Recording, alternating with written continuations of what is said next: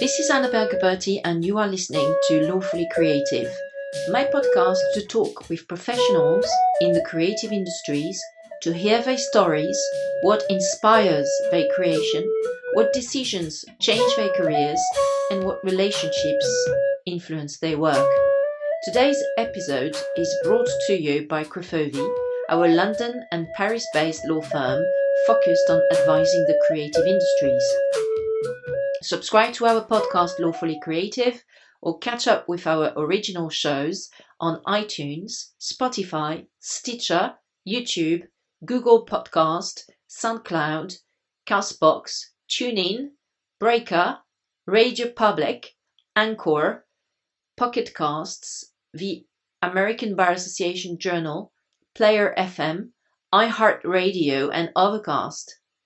Please do leave a review and rating about our podcast to encourage others to discover our curated content. On the 30th of September 2018, I caught up with Isaac and Regina Manevitz, who are the founders of the custom jewelry brand Ben-Amun. Ben-Amun is located in the garment district of New York and produces some exquisite custom jewelry, and I am actually a customer of theirs. Every season, the Manevitz couple come to town, to Paris, to sell their wares. So we caught up at the Café Marly in the center of Paris, very close to where the Trenoy fashion trade show is located, and we registered that podcast. Enjoy! Yes, I started. Okay. So how did it all start, Ben-Amun? It all started with the idea to create unusual jewelry. So I started Ben-Amun company. How different was it? In what way was it different? To be in the term of using different materials like plastic, wood, and create jewelry that art as jewelry, art to wear kind. And so we were able to create that kind of fashion jewelry. Came like statement and color, and so the material was not so important as to accomplish the result, to accomplish what I wanted to create. And when was that, more or less? Was it in New York, and was it in the 80s? Yeah, it was in New York in the beginning of the 80s, yeah. In the 80s? Yeah, the early 80s. And before that, where were you, Isaac? Before that, I was in Egypt. You mentioned Alexandria, right? You no, were in Cairo. Alexandria. No, Cairo. Cairo. You were in Cairo. Yeah, we were in Cairo. Okay. And you were born in Cairo? Yeah, I'm born in Cairo, yes. And then you moved to New York, and that's where you decided to continue jewelry business, but with this focus on art, and also using some different materials from what was being done at the time. Yes, instead of just gold and diamond, different material and make jewelry out of it. Wood, plastic. Okay, just to say that in all over Europe and Middle East at that time, the 60s, 70s, people used to do real jewelry mostly. Like it was gold jewelry, real jewelry. But the United States was always known for fashion or costume jewelry. They always were known. The company, like the United States had a history, had a tradition of doing fashion costume jewelry. They were like Rhode Island, Providence, they were the capitals of fashion jewelry. So when Isaac arrived, he became fascinated with the idea that you could make jewelry not from gold. Like for him, it was only gold or nothing. But in the States, you discover a way. People wear. You discovered that when you arrived in the US. So it was a discovery. So not about it was, even though they were making jewelry in the States, not of precious metals. For him, the novelty was that you could make jewelry without using precious metals. But they were duplicating what real jewelers used to do. So that was like basically copies of real jewelry. So that's what everyone was doing. But when Isaac started his company, he didn't want to do what everyone is doing, because to copy real jewelry, might as well use gold. Right. So was gold easily available, Yeah, free that available time, in yeah, that time was Egypt? much, yeah, in Egypt, yeah. Okay. And in America also gold was cheap at that time. Ah, okay. Yeah, but now it became very expensive. So you set up a business like in the 80s in New York? Yes. Yeah. Yes, Okay. Did you do it all by yourself, or you were you had family members? No, or? all by myself. Okay. Were you married already? Yes. You were. Me? Okay. But you were a teacher, right, Regina, at the time? Well, I was working other places, yes. I was working first I was working in research, then I went on to teach. Okay. No, first I was teaching, then I went to research, I forgot which one. And then a long time ago. Then I took a leave of absence from my job for 1 year. I asked her to help me. Yeah. And then he never let me go. Because basically it was becoming quite intense on the business standpoint, and organizing and managing people. Yeah, and calling and following up while I was busy creating, so I need the other side of the business. Right, like the business side of things being done. Right, okay. Fantastic. And so the 80s, and it's been going on for 30 years? 30 years, more, 35 years, yeah. And going strong, and being always on top of fashion. Yeah. Creating and being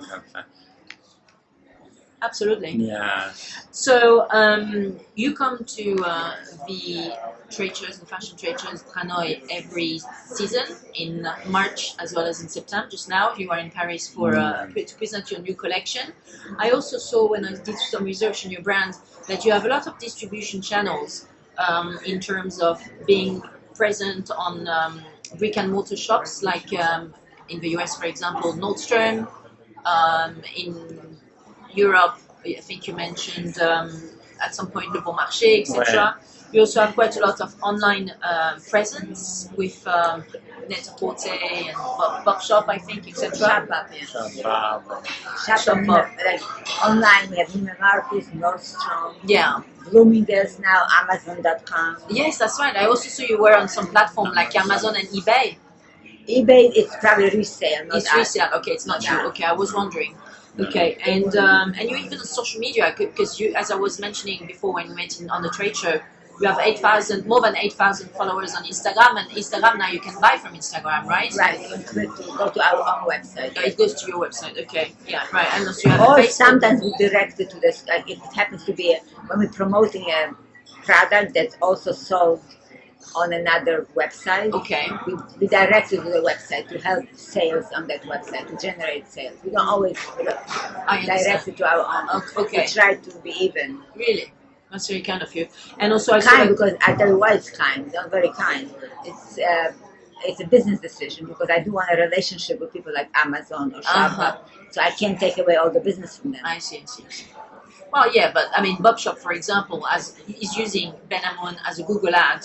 You know, and as an AdWord, and this is why it's at the very top. So you let them do this. So that's also quite. Well, it works. You know, business decision. It's good. It's good for us. They didn't ask, to be honest with you. They do what they want. They don't ask, but interesting. It's not a bad. Like if I discovered it was hurting my brand, then I would have stopped it. That's exactly what I did a few days ago. Yeah, when I noticed that an on-site a website for legal services was using my first name and my last name to actually create an AdWord and drive the traffic to their website. I was like, no way. Very bad. Yeah. So anyway, so you for you it's like a partnership. So it's but good. We were only doing in the United States at first, but business has changed in the United States.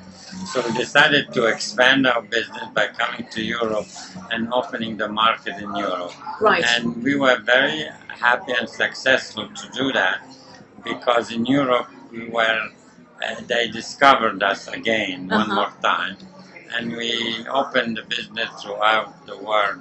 So in Japan, China, Russia, and all the Middle East. Yeah. So it was a very good idea to expand our business outside the United States. Indeed, and through these different channels of distribution channels that you have, is that the best strategy for your brand in terms of developing itself, having a mix of distribution channels for online, brick and mortar, platforms, social Yeah, media? that's an additional to the business. Yeah. Okay. But In originally, today's world, you can't just count. you cannot on just just count. one. Yeah. I mean, how many brick and mortar you have? I mean, like 10 in the United States, Yeah, 20. and opening the market and coming to Paris give us a good exposure internationally. Even to the Asian markets and obviously to the European ones, because the buyers are coming. Asian market better than European. Middle Eastern. I'm sorry? Paris is the draw for all outside markets. So you're saying Paris is even better for the Asian, European, wow. Asian, Middle East,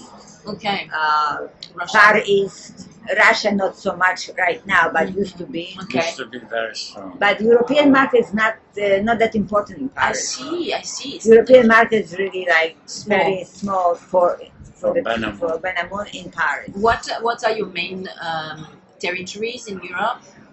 Would you say?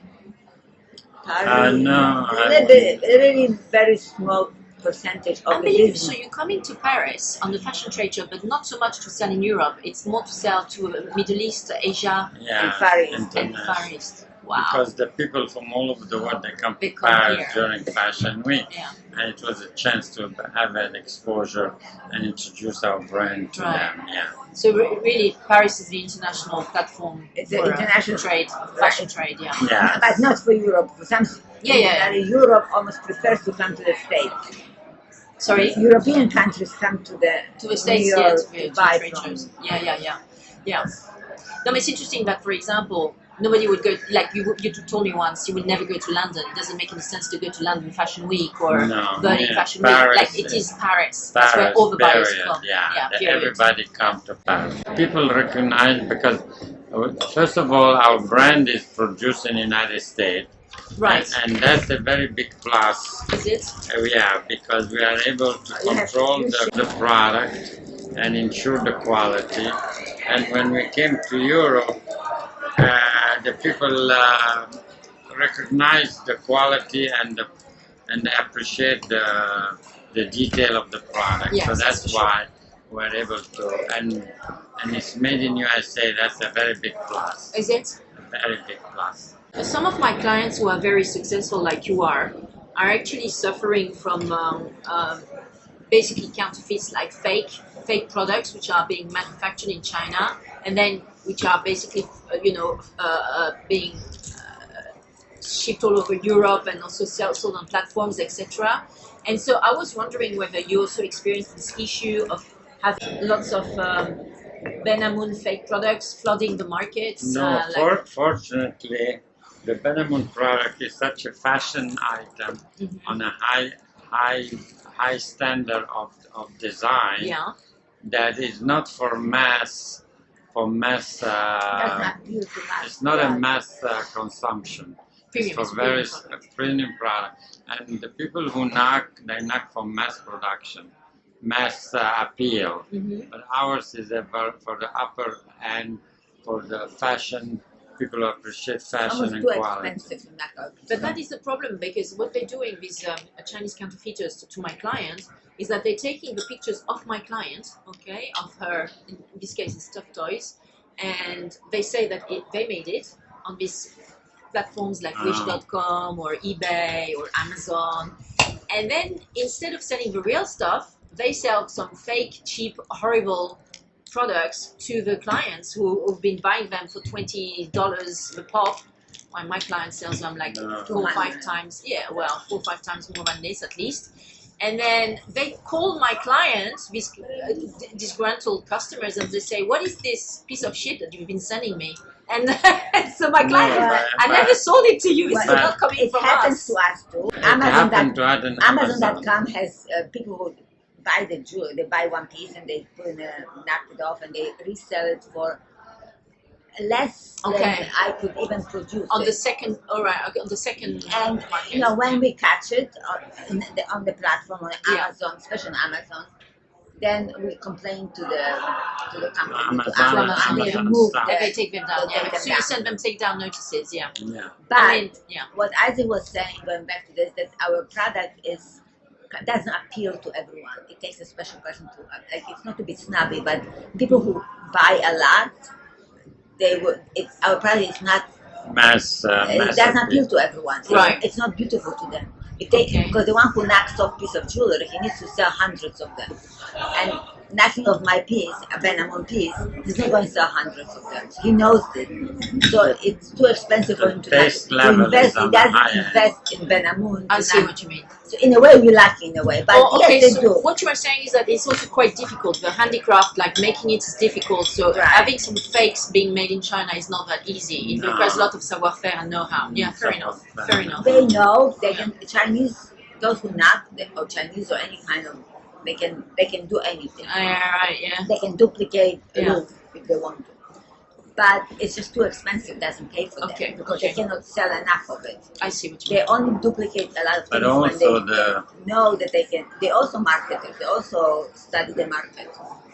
Okay. They figure out, so my market does, but also, how many women will buy in China this year, even for $1? We became a brand also. Well, the customers are usually in Europe. For my clients who is suffering from all these things that I was talking to you about. And we're lucky we became a brand through the persistence of the producing in the United States and the design concept that the Chinese now, the rich or the accomplished, they want to buy, not knockoff too. Of course. So therefore we were able to create a the brand. one who knocks, his wife wants to buy the real Ben-Amun. Who? The man who knocks off Ben-Amun. His wife doesn't want to wear a knockoff. She wants to buy the real Ben-Amun. So on this note, actually, I remember your son Ben Manevitz gave you some advice to negotiate some deal in China a few years ago. So what was that about? And, well, that was actually how's that working? All right. The deal was, to control that Chinese market, actually. We wanted to have exclusive that particular person, and it was our first entry into the market. Who is he? Sorry. His name was Buddy, B-U-D-D-Y. Like a Chinese partner, or a Chinese partner, and he wanted to, he basically was going to buy Ben-Amun products and create shops in the malls at that time. Right. And he built 3 beautiful shops. Did he? And we designed, we offer design, architectural design came from us. We approved all the designs, approved all the display. Okay. He did build 3 beautiful shops, and he was going to purchase goods from Ben-Amun to resell it as Ben-Amun with the name of the store Ben-Amun. To build a brand. Whereabouts? In which? Qingdao. Qingdao. Province of Qingdao. Okay. Is that the region, or is that the region town? of China? Okay. Wow. Okay. It's a southern part of China. Why not Shanghai or Beijing? Because he was based there, this person. Okay. And actually it's a very touristy area. Okay. Very high end. And like it's a very, Hampton of China. And it's a very, very big area. It's a huge area. I mean, everything in China is big, but this is even bigger and big. And so he built the 3 stores, and the relationship lasted about a year. Oh, really? So this is over? It's over, yes. Okay. And did he ever buy some stock from you? Yes, he bought to sell. He bought and sold as per agreement. My son then negotiated a very good contract. Yeah. And he had a minimum to buy, so he purchased the minimum per year, the first year, and he was supposed to increase each year. Mm-hmm. But either he was a very wealthy Chinese, and he was just either got bored with the project, or it didn't pay for him, or something. He just gave up. He also, I think, he got very sick. Okay. He got sick and I don't think he's doing anything. But that opened the market. Right, yeah. So it could have opened the market. But it did open the market. Well, that's, it's difficult. At the end of the day, it's very difficult to work with people you don't understand. I mean, culturally speaking. But he spoke fluent English. He was educated in England, so he knew the Western culture. This particular young man. He was a young man in his 30s. Yeah. From extremely wealthy family. His family was part of real estate. But I think you should have, perhaps a businessman was a bit, I think I would have opened the first jobs in Beijing and Shanghai, really. I think it was not a bad decision to do in Qingdao, because it's a smaller town, and I think if you want to build a name, you have less competition with smaller fish of pond. Right. In Beijing you had Louis Vuitton, Michael Kors, Tory Burch. Frankly, nobody wants to buy Louis Vuitton anymore. That's why we're doing all these collaborations with Supreme. China is not an easy market, but for you at least in terms of the counterfeits coming from China, this is not something you feel too maybe we threatened just by. don't know. No. Usually they come up. They come up on eBay. They come up on Amazon. You would know, especially you, Regina. I know you're really much in control of your business.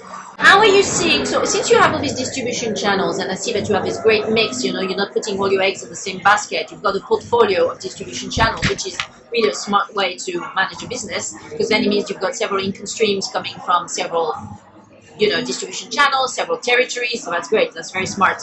How to hedge your risk. But coming to the brick and mortar retailers and stockists, etc., how are you seeing their future, especially in the US, like the malls of this world, the big department stores a la Nordstrom? Do you think they have a bright future ahead of them, or they're going to be engulfed in by the Amazon of this world?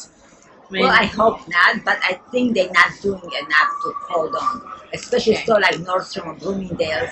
They flood their stuff with really cheap and made in China, very inexpensive goods. Wow. They don't stick to the luxury. Okay. Luxury and it's kind of when you walk into Nordstrom, Bloomingdale's, or Sears, or even Saks. Oh, Sears, yeah. Macy's, yeah. They all look the same. I don't even know where I am. I think I'm in the same store. I see. Like the same brand, the same. Even they change the name, because they tend to change the name. One is Jewel, the other one will be like it's just the same merchandise. Right. But Neiman Marcus that's much more. The positioning is much more high end. Yeah. And I think like Saks.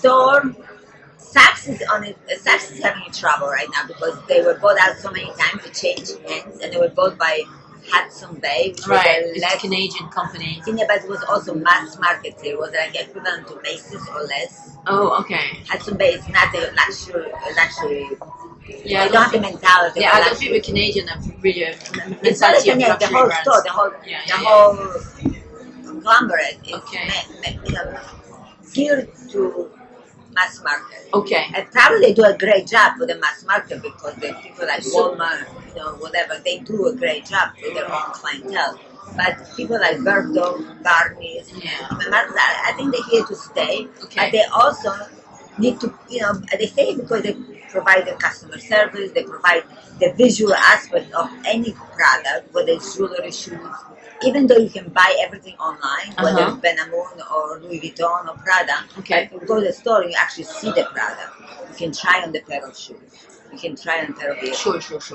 So a woman I still buy my clothes in store because I don't want to, and the same thing with my shoes because I don't want to have to, ship them back and stuff.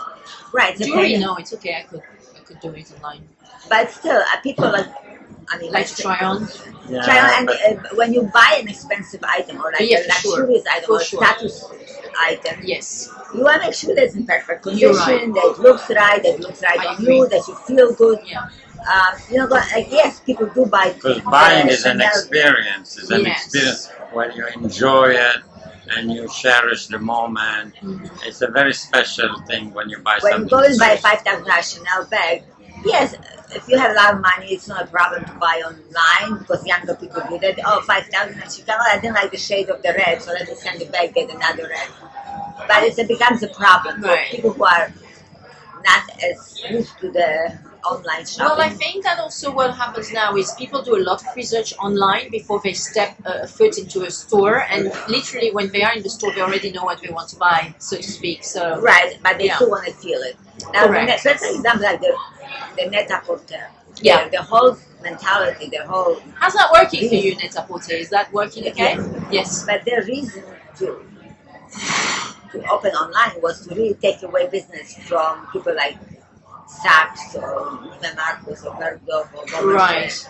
They really they deliver in one day, like on the same. They've got like same day delivery or something. But it's crazy. It wasn't like this. First, they were just you click and you buy it and they ship it and you can exchange. They provide some sort of service, but the service wasn't there. But they realized that the customer who buys for which one? Sorry. Net-a-porter. They realized that just selling online is you still need to provide service. Oh, for sure. So they now have in-house salespeople who go to your house. You buy a lot and they bring you a product to try things on. Seriously? Yes. If you buy it, if you have good service. They deliver the same day. They set up points all over the world, like one in LA, one in New York, and major, where there's a sort of showroom. I see. That you can go and see. So they also invest in brick and mortar so that people can it's not brick and mortar, collect. But for those who buy online, they can go and see what they have. That's right. Yeah. So wow. It's a mix. So they're only online. It works for Amazon for cleaning. No, Amazon is also opening some shops, like some brick and mortar shops as well, to a degree. But if you buy like cleaning detergent, that you can buy the same thing. So okay. Even this, I order on Amazon one time some Tide, to do my laundry, and the box seems so big. Like, oh, good, very cheap. It's a big box. I arrived with a box. And the little box inside. The opposite happened to me. I bought for 12 quid some vinegar because my cleaner wanted me to buy some white vinegars. Okay, but when they delivered it, it was like 6 packs of massive white vinegar, only for 12 quid. Like 15 bucks. So I want to change. I think that the box was this much. I said, what the heck? I showed it to my kid. He said, where did you buy so many white vinegar? I said, well, it was such a good bargain. I had no idea they would deliver like the whole table. So it can go work both ways. Okay, great. So I mean, they're not doing enough, but they're here to stay. But they're not doing enough, and the competition is fierce with the e-tailers, which are themselves even opening some brick and mortar points for click and collect and also for showrooms. Maybe we could go back to the creative side a little bit, Isaac, and I'd like you to kindly explain what are the aesthetics of your brand. You mentioned before that you were quite daring in your choices of material with the plastic, the wood. Yeah, the main thing to make jewelry, you have to give the customer for what they pay.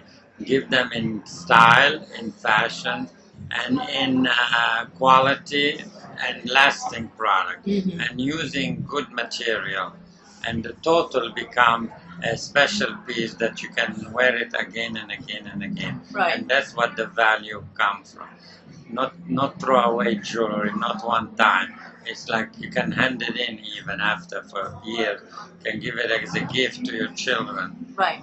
And it become like a piece to enjoy. And jewelry is something you wear it because it makes you happy, makes you feel good, feminine, makes you feel good, and it adds to your wardrobe, it adds to your whole demeanor, and you feel good about yourself. But for example, you make some pieces which are very interesting, which Regina is wearing one specimen at the moment, which are made of gold coins. Yeah, collected coin, like the old coin that you put together to wear it as a traveling momentum. Right. So, for example, when you create such original pieces, do you have a particular sort of clientele in mind, like more Middle East or more European or more Asian or more American? Surely the taste must be not really like somebody in mind exactly, but it's the Ben-Amun DNA and the way I feel about things.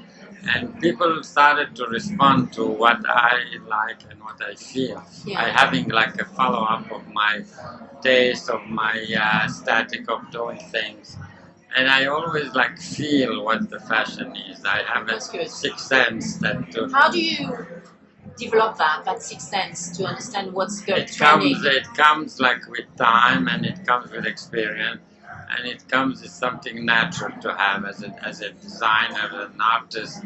You feel something, But do you watch, for example, a lot of catwalk shows every season, or do you read a lot of magazines, or do you go online a lot to look at Instagram accounts? Not really, no. I like art books. I look at a lot of art books, and then something must trigger me or catch my eye. So you collect a lot of art books? Yeah, a lot. Okay. Where do you go in New York? Do you go into particular bookshops in New York? Yeah, I always buy in bookshop, and I buy on Amazon a lot of books. Oh, you buy on Amazon? A lot of books, okay.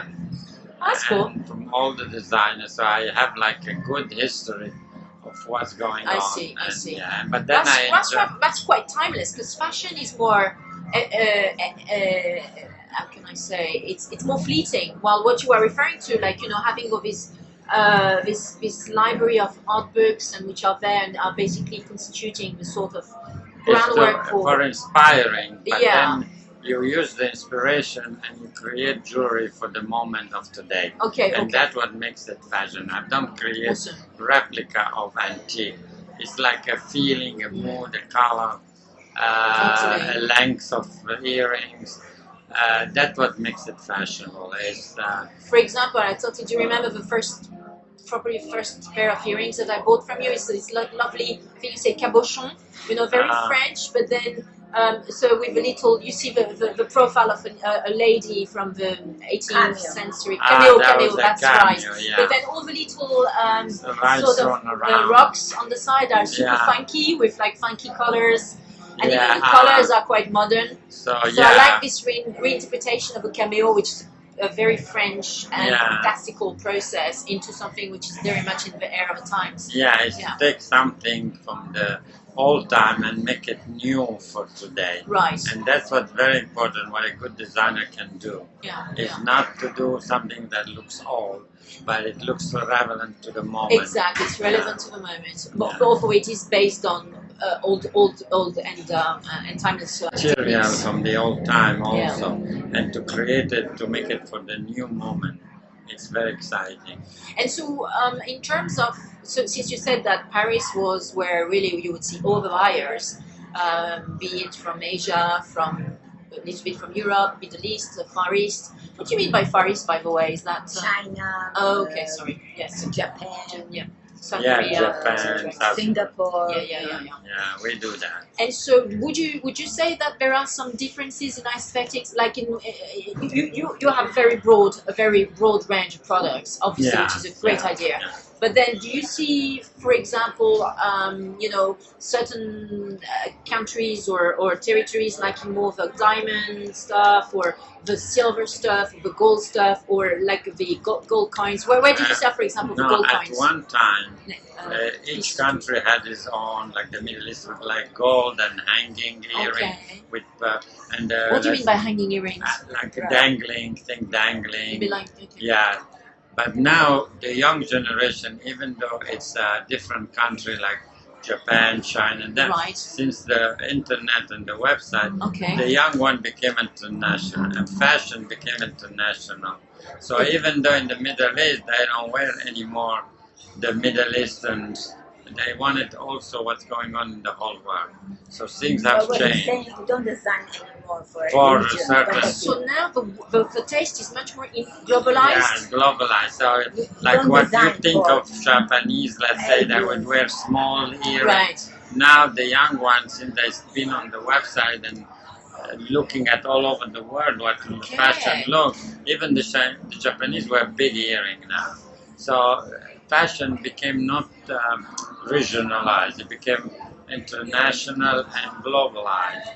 Everybody wear almost the same. Thanks Instagram. Thank you Instagram. Instagram is where you can see all these photos. Yeah. So the taste has really been become much more globalized, and so you can't really see the sort of... Even the people in the Middle East or in Asia, they almost like the same thing all over the world. Because it's the new generation. What about the Europeans? Same thing? The Europeans are we don't have many clients. That's unbelievable. And I tell you why, because the Europeans like to wear status, name, like Chanel, Vuitton, They buy one piece as status, but they're not so impulsive in buying lots of fashion jewelry. They buy more of a brand name, and that's why. Even when we're I'm a bit different from that. I'm European, but I'm a bit different from that. Why are you different? Probably because I go to trade shows and it's difficult to resist temptation sometimes. Not every woman is the same. Yeah. But the shops are afraid to try, because also don't forget the economy in France, economy in England, and Germany is not the best. Like they're afraid to invest in something they don't know. Right. Yeah.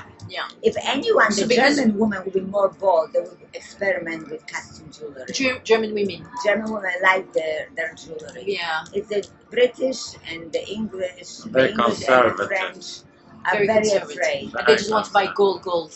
Either And gold they're or afraid to invest. The stores, the shop. I don't know about the public, but the shops don't want to invest to buy for their public. I see. If they don't buy it, their public won't buy it. Okay. Well, of course, because it's never on display, so the public doesn't know. What happens is that we get a lot of like our biggest clicks or whatever when we check the data on the outlet or most customers are from Great Britain. They buy English women buy our jewelry on Net-a-Porter more so than any other place. Net-a-Porter is from the UK. I know, but for some reason, the British women, because they cannot find it anywhere. I see what you mean. So this is the only outlet to actually being able to find you. Yeah, because the store don't take a chance. So they like us because of the Instagram or the website. And if I remember well, you were saying that Net-a-Porter buys. I mean, they buy stock. It's not like it's on consignment. So for you, it's so they do take a chance. Yeah, they still take a chance. That's fantastic. Thank God they're around. Yeah, right. They still stock you, right? Yeah, you still have. Today we just saw the buyer. Good, very good for you. Fingers crossed. So. Thanks for clarifying this about the aesthetics. I really thought there were some massive differences between countries and cultures. So in terms of the materials used, I remember when I first met you and I visited your delightful workshop in New York in the garment district. Is that right? Yeah. Do you know why I said that? Actually, because we just for the record, I met Regina and Isaac and Regina's son Ben Manevitz, who is also a lawyer like myself. At the Fashion Law Bootcamp back in May 2012 when I went to Fordham School of Law and therefore to New York for 2 or 3 weeks, and I attended that great 2 weeks seminar organized by Susan Scafidi. 6 weeks. 6 weeks. Okay, right. I stayed 6 weeks in the US. Did I? Okay, well, maybe. and so you Don't do? correct her. Because I had to go there. Right.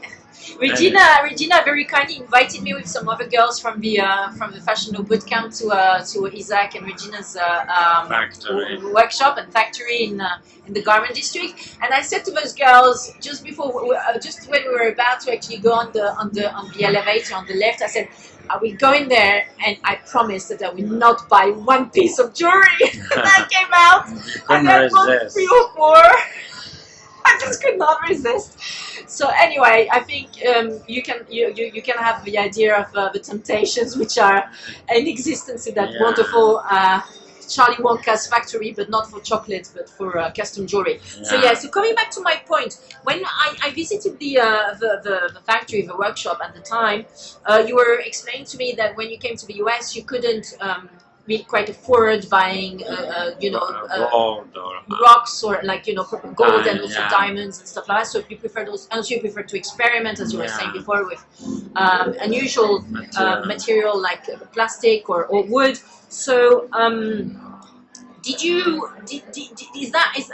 is that still your sort of DNA of the Ben-Amun brand, but you prefer to still be in an experimental phase and keep it light with the custom jewelry, or do you want to evolve towards more fine jewelry? For example, I'm sure you've heard of Delphina Delettrez, who is one of the daughter of the Fendi sisters, and so she's founded a brand. Initially she was doing mostly custom jewelry, and now she's gone really like almost 80% to fine jewelry.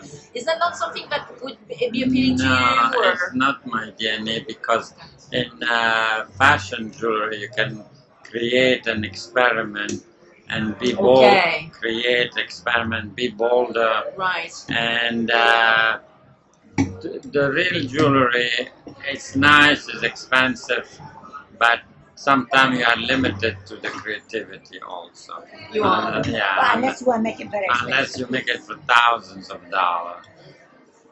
Really? Yeah, and it become forbidden to the fashion people.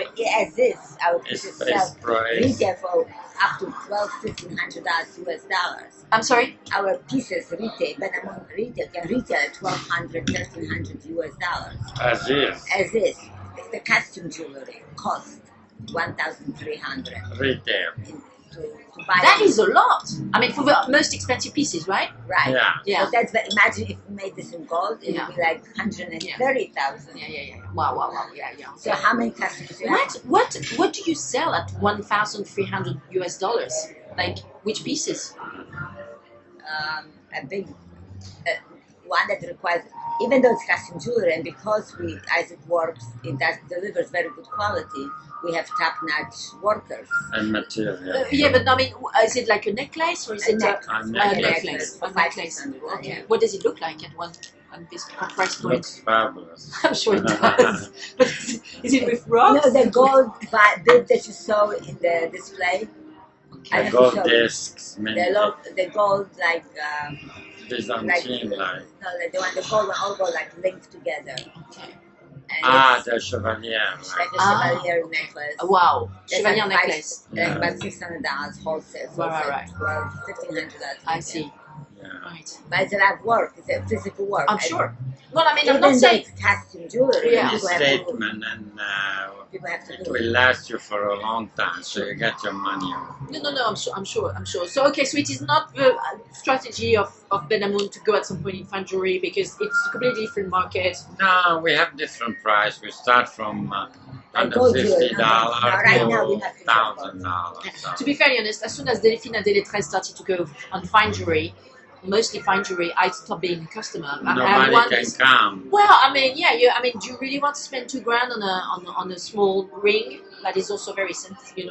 Very sensitive because I had to have it repaired once. Yeah. So no, I'm not going to spend $2,000 on a ring.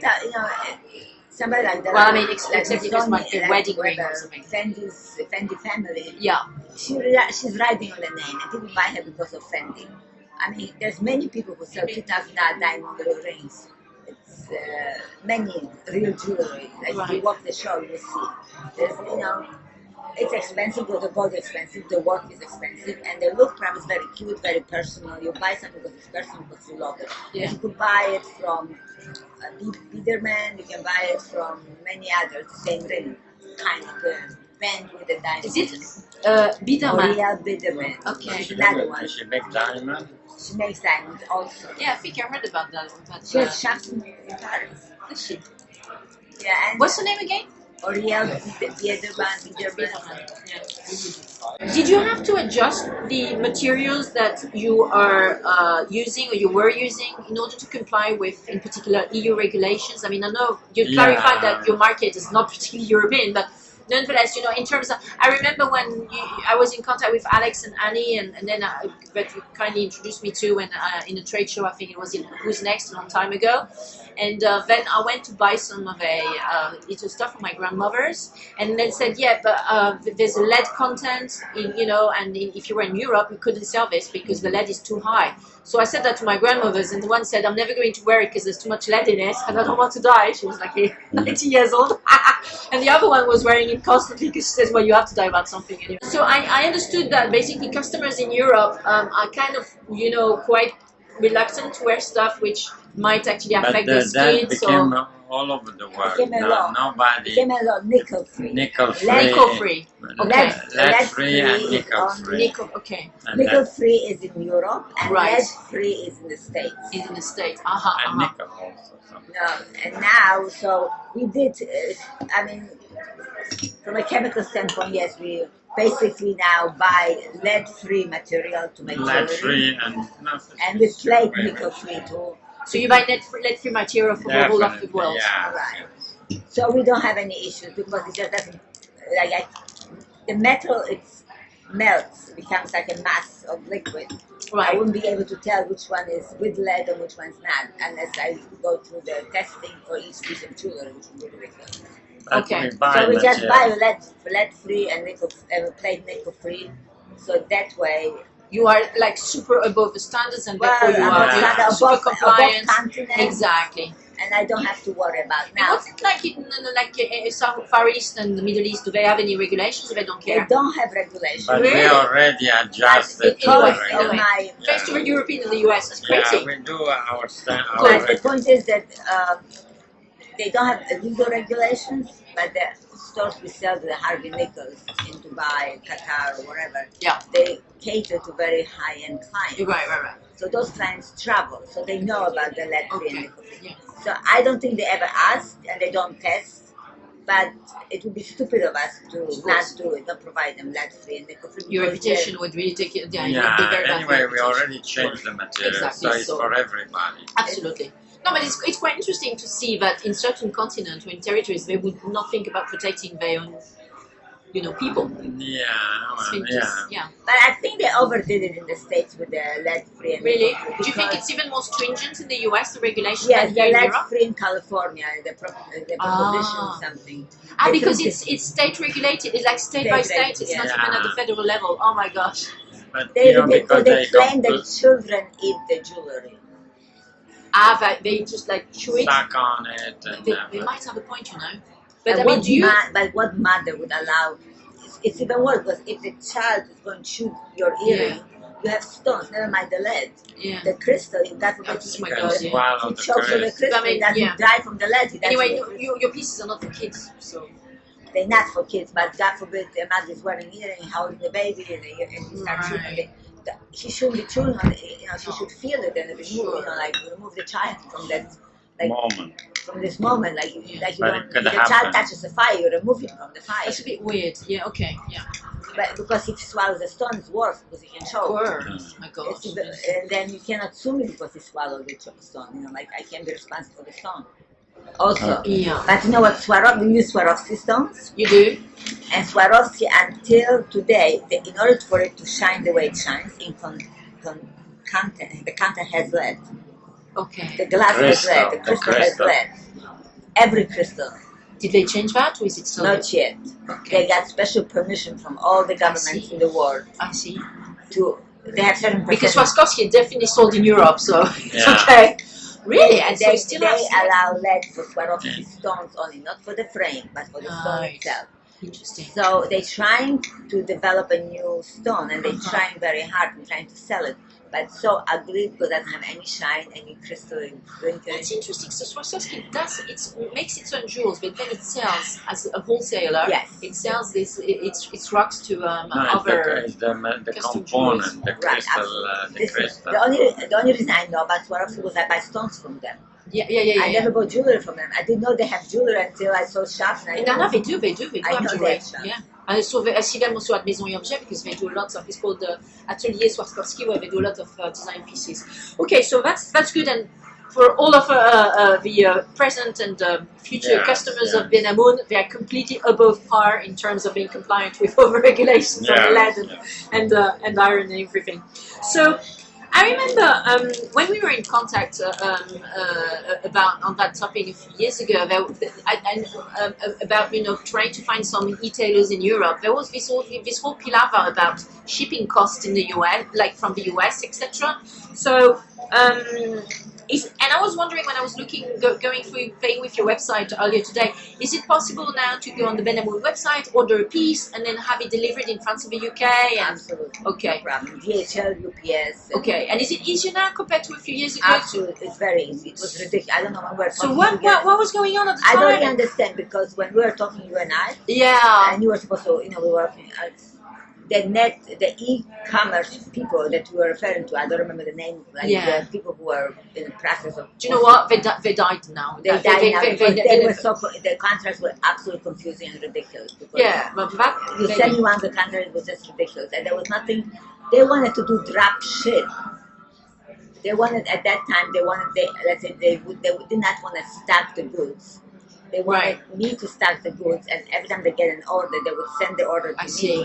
I have to ship each individual order to each individual customer all over the world, which is fine. I can do that.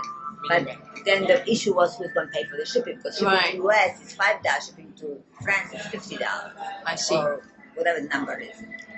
So sometimes it doesn't pay to buy from US to ship to England, because the cost of the shipping is half the cost of the earring.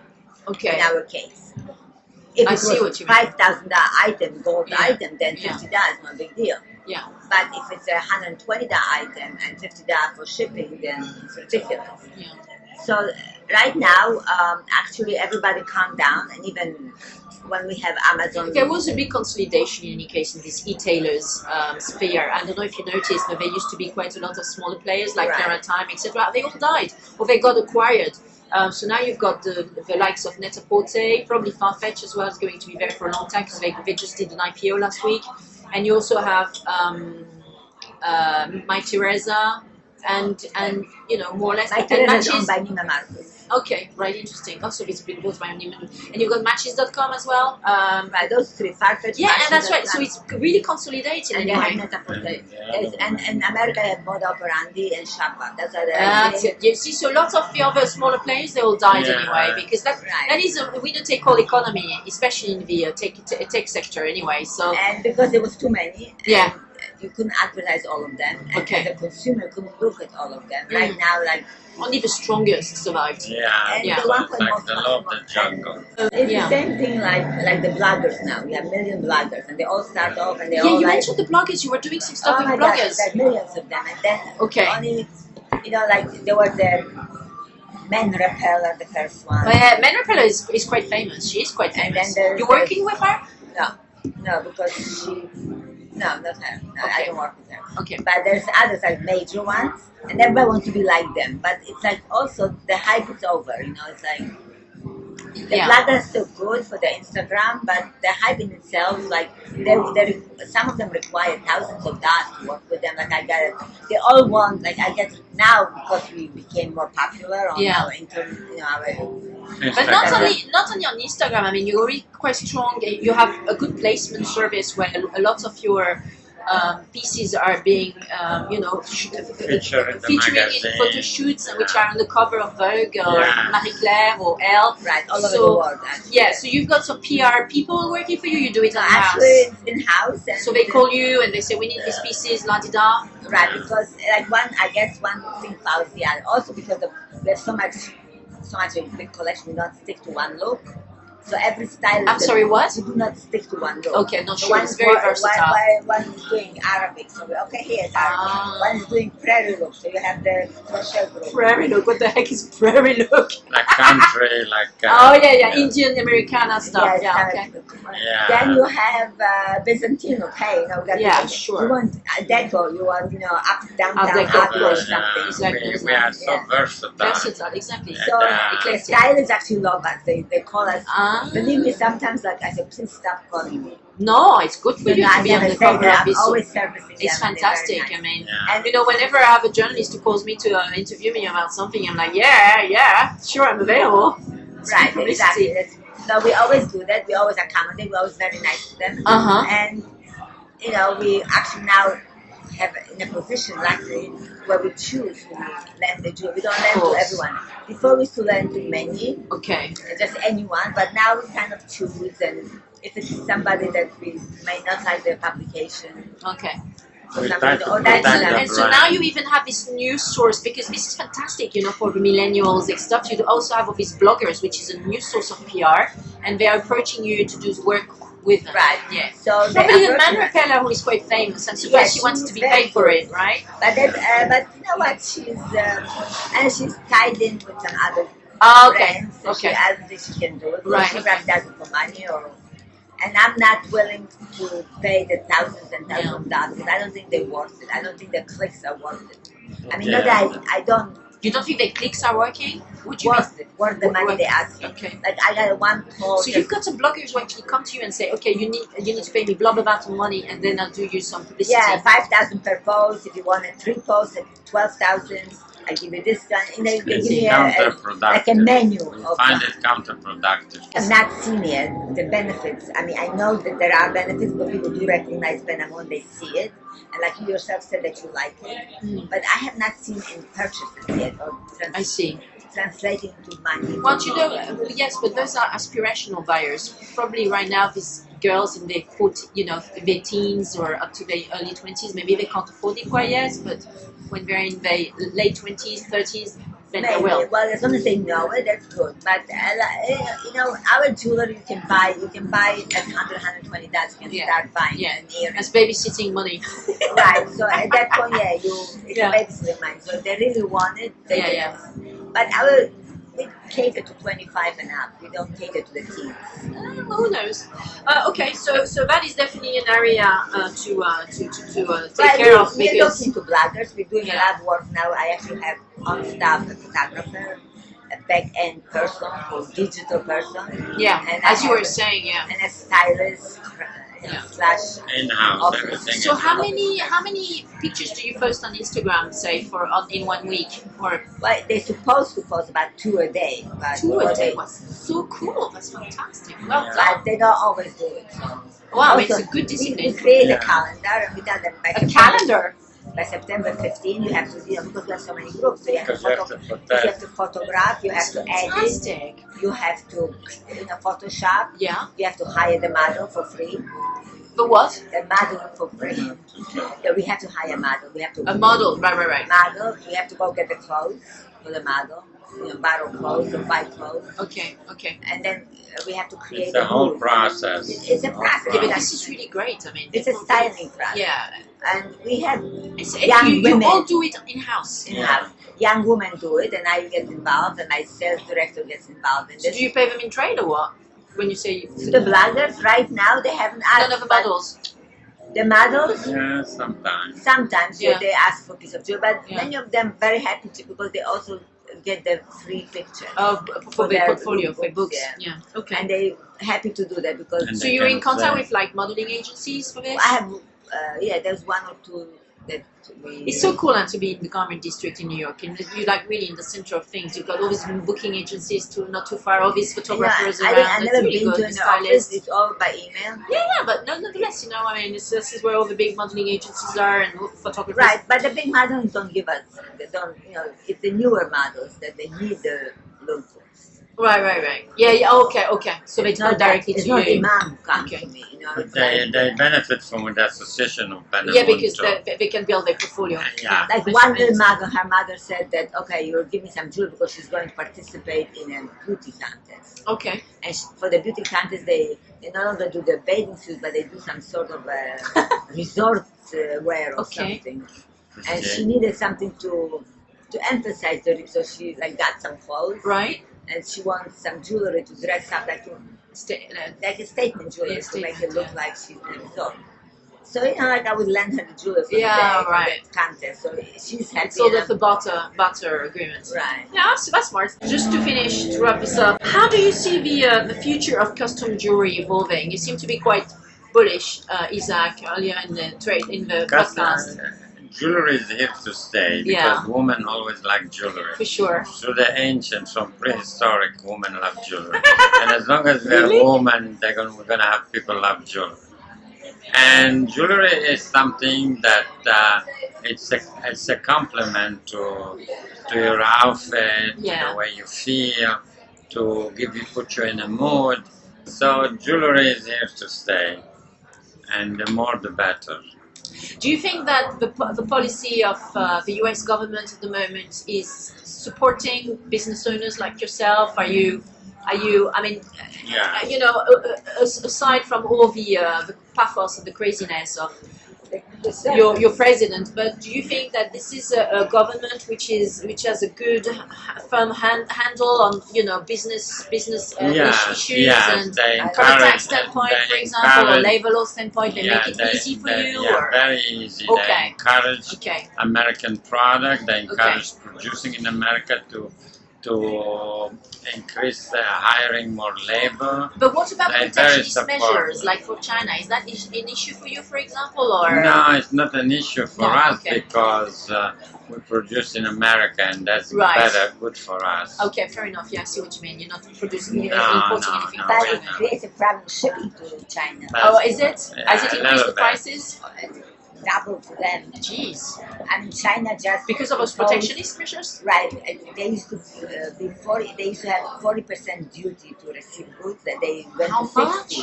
40, 40. and it's now 60%. To bring in goods. It's crazy. You're better off traveling to the US and buying the stuff there and putting everything in your suitcase. But then you go to customs to buy a lot. Well, yeah, it needs to be in small quantities, obviously. Yeah. Okay. But So also maybe they don't give them a visa to come to the United States easily too. I see. So True, no, true. but So the you're going to government reach is the- yeah. doing a good job Okay. for the American producer. Okay. Yeah. Okay, that's good. So you're pretty confident that this Yeah, is a yeah. strong business model Yeah, here to say. yes. Well, you've been going for 35 years, so Well, you already have the historical data. To our Trump. I don't know. I wouldn't do that. No, I would. Well, I would. As I said, aside from the pathos and all the the craziness of these tweets and whatever, but more like on the proper fiscal and business measures and legal measures. So Well, he did pass the health bill, which I mean, you should get credit for. what is it? Which have been. The health, like Health bill. Yeah, That's it. No, if we avoided Obama, okay. Yeah, avoid Obamacare, and Do you think that's a good thing? I don't know if it was a good thing, but it's going to lead to some kind of a wake-up call to the insurance companies, because they were going nuts with the prices. Oh, you mean because the health cover was being paid by the By companies? private people like us. For your staff.